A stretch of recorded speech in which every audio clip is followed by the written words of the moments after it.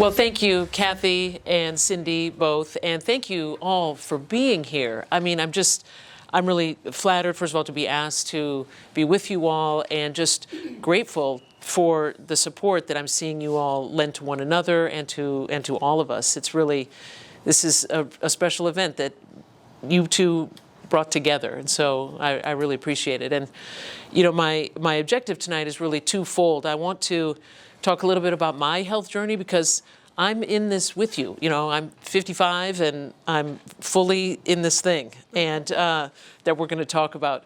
And so I want to talk a little bit about how I got to where I am and sort of what I do for my health, and then I'll put on my exercise professional hat and tell you what some of the science says about what happens in menopause and what we can do to stay strong and healthy.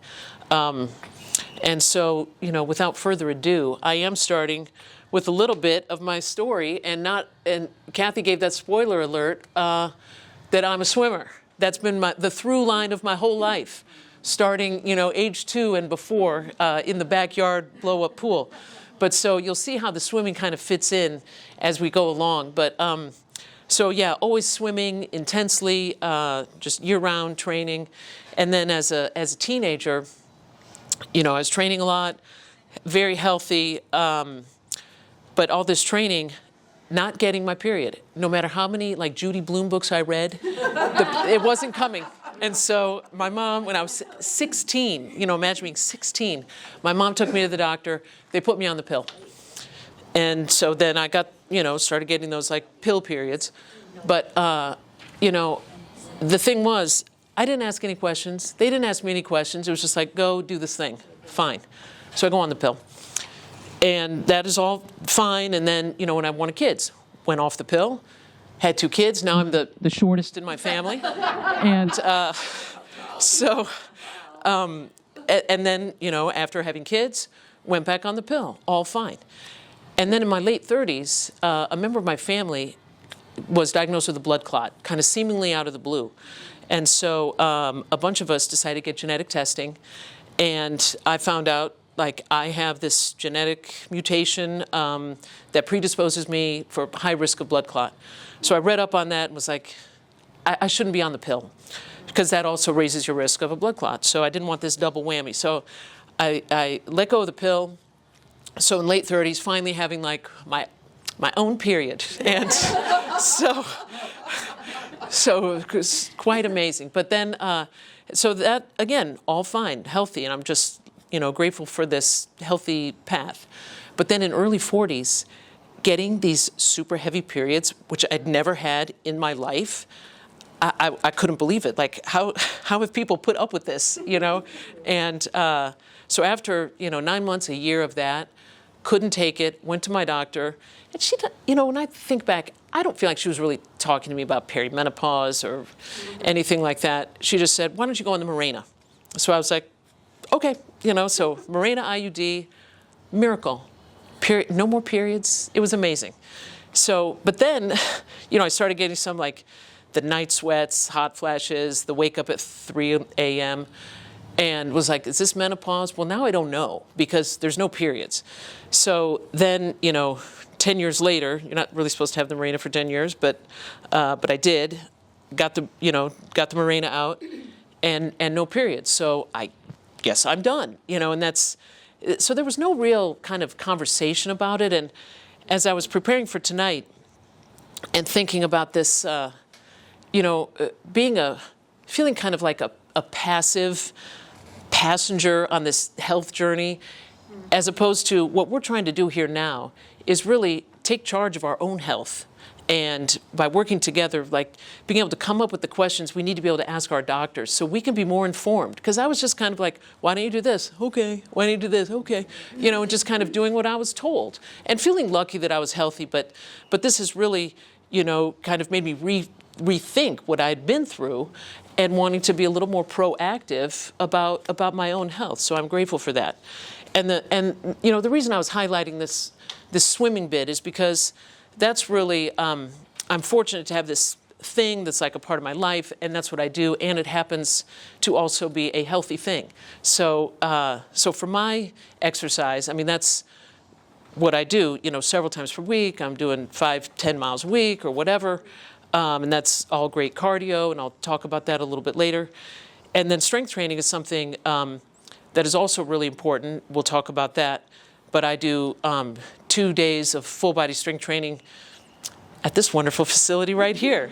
And so I'm really lucky to have that. It's very convenient for work. And so those are the things that I do that have helped me. But just being able to be here with this supportive group, it just makes me want to keep thinking about how we can move forward together to be as healthy as possible. So now I want to switch gears and talk about why exercise, and specifically strength training, we're going to talk about other forms of exercise, is really important for menopause. But first, just to review, menopause is your body's no longer making estrogen, okay? And I think we probably already know this, but estrogen, you didn't appreciate it when you had it, but it was helping every single bodily system you can think of. It really was. And you didn't miss it till it was gone, And so,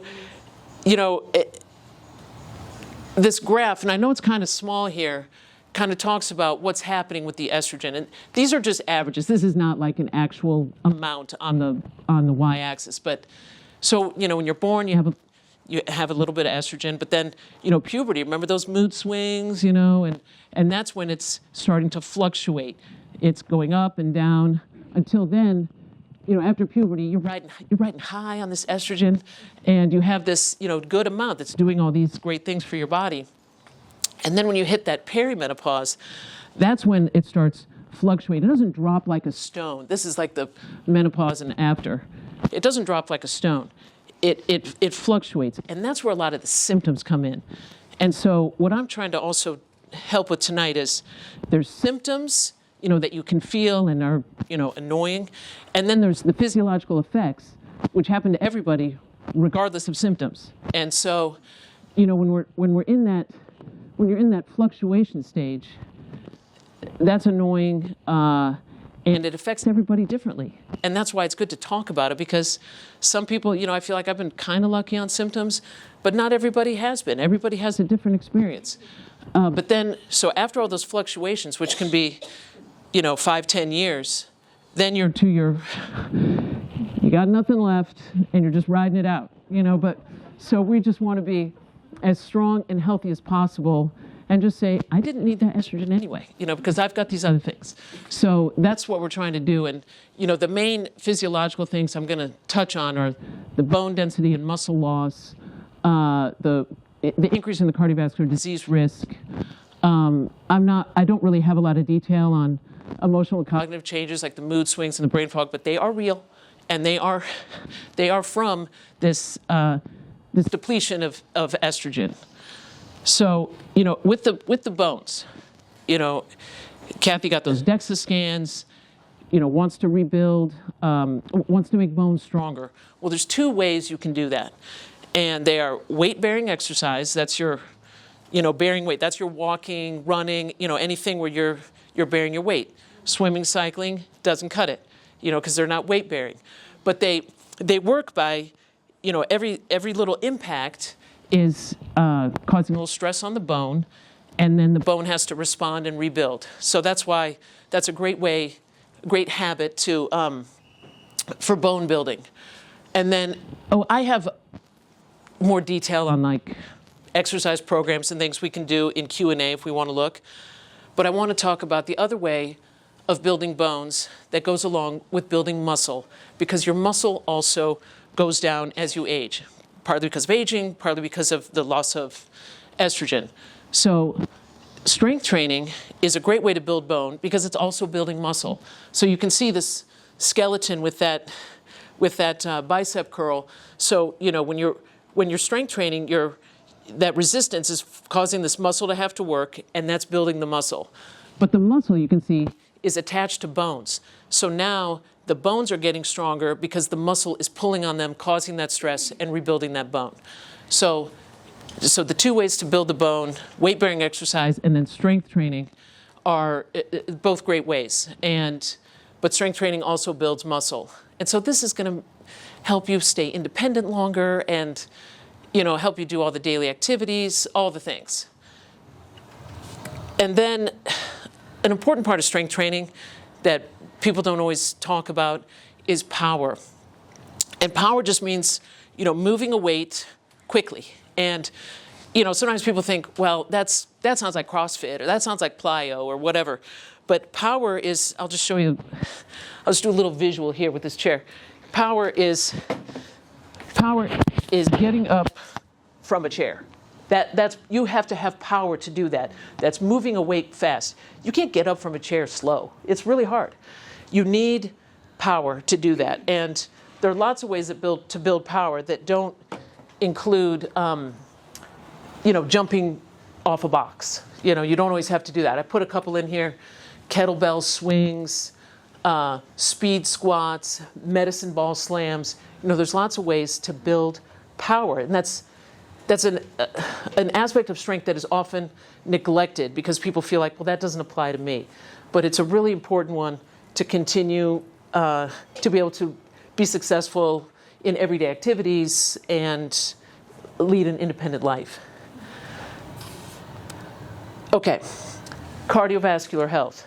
So, as estrogen goes, you don't feel your cholesterol levels changing. You don't feel your insulin resistance changing, but it's changing, even if you're not having any menopause symptoms. So like I'm talking about higher LDL and lower HDL. These two types of cholesterol are always circulating in your bloodstream, but you want the HDL to be high because that's like the good cholesterol, because it helps sweep away the LDL, the kind of bad cholesterol.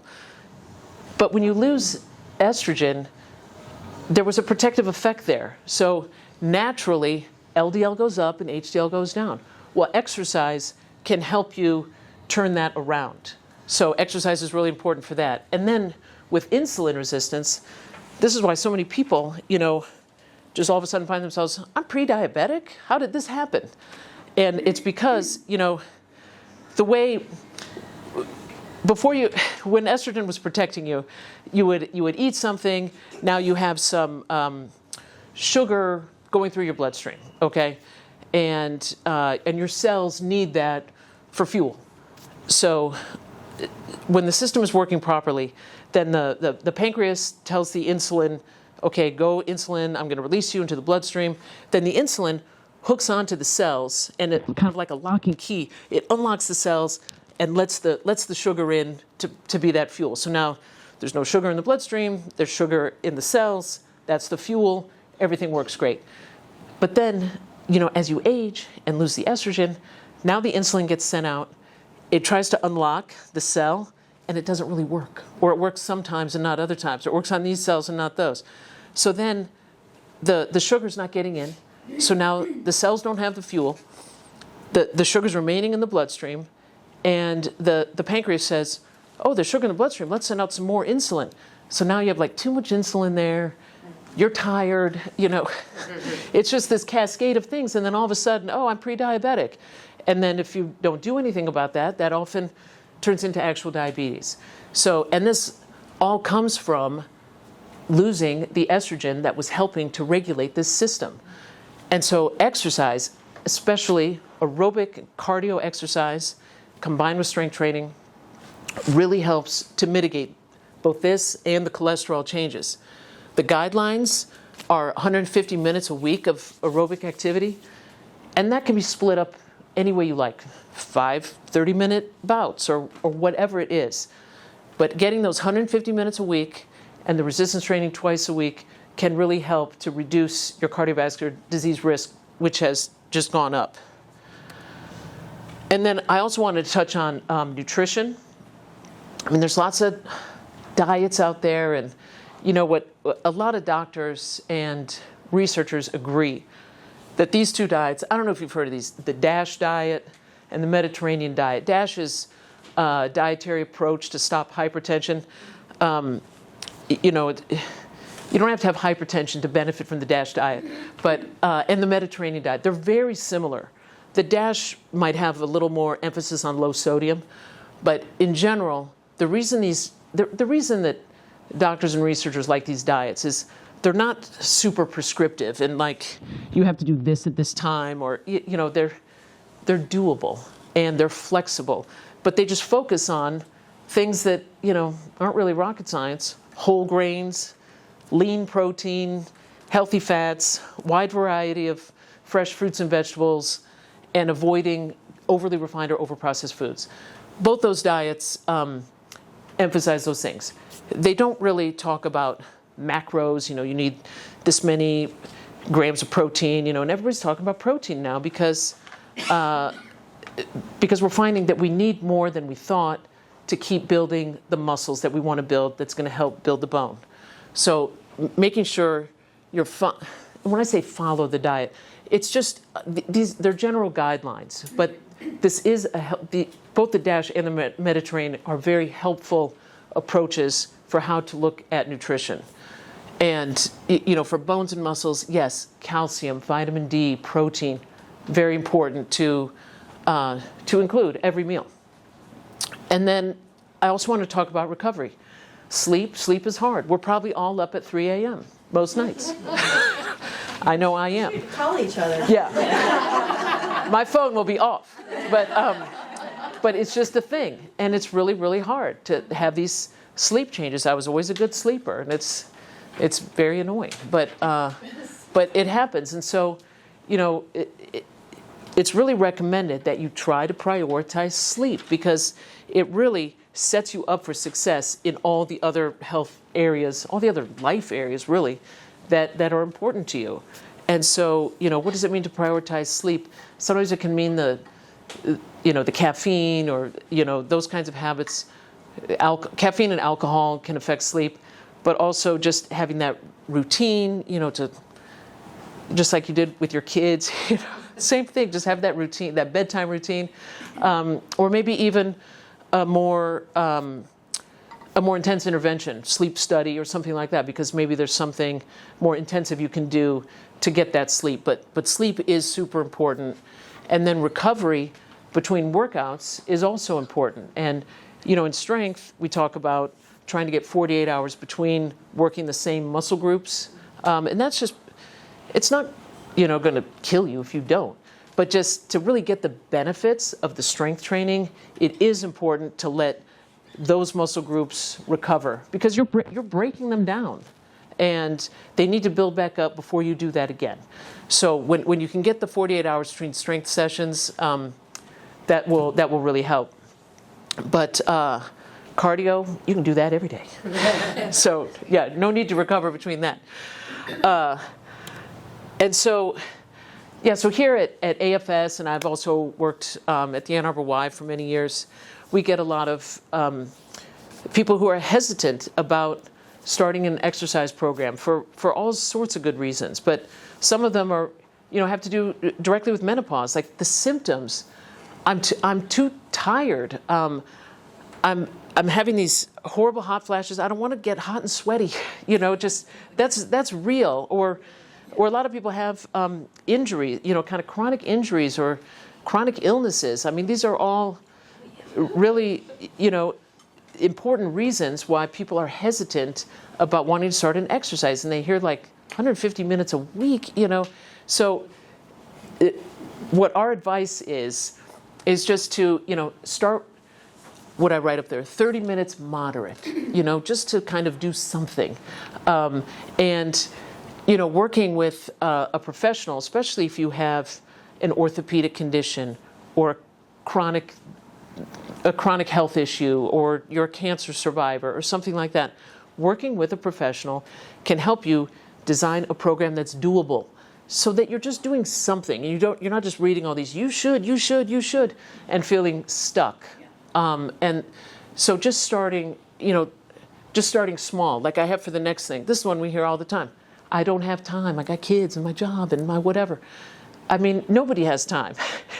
But the thing is, by prioritizing yourself and your health, like you had time to come here because this was important to you, by prioritizing your health can help you think about just starting something small, starting something, just a few minutes, and seeing if you can carve out that time.